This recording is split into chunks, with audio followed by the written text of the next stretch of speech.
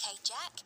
Before we plan our presentation about refrigeration, let's discuss what we've discovered so far. Fine, Annie. Though I have to admit I haven't done much research yet. Nor me. But I found an interesting article about ice houses. I'd seen some 18th and 19th century ones here in the UK, so I knew they were often built in a shady area or underground, close to lakes that might freeze in the winter. Then blocks of ice could be cut and stored in the ice house. But I didn't realise that insulating the blocks with straw or sawdust meant they didn't melt for months. The ancient Romans had refrigeration too. I didn't know that. Yes, pits were dug in the ground and snow was imported from the mountains, even though they were at quite a distance.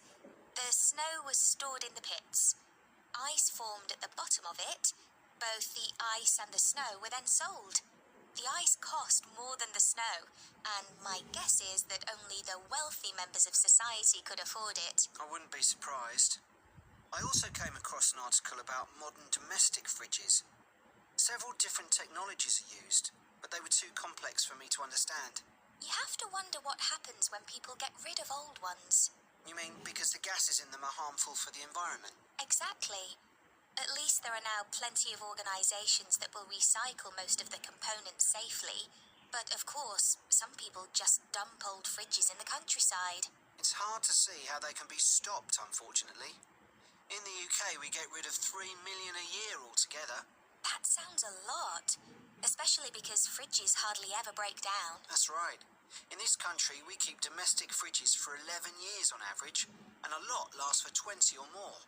So if you divide the cost by the number of years you can use a fridge, they're not expensive, compared with some household appliances. True. I suppose manufacturers encourage people to spend more by making them different colours and designs.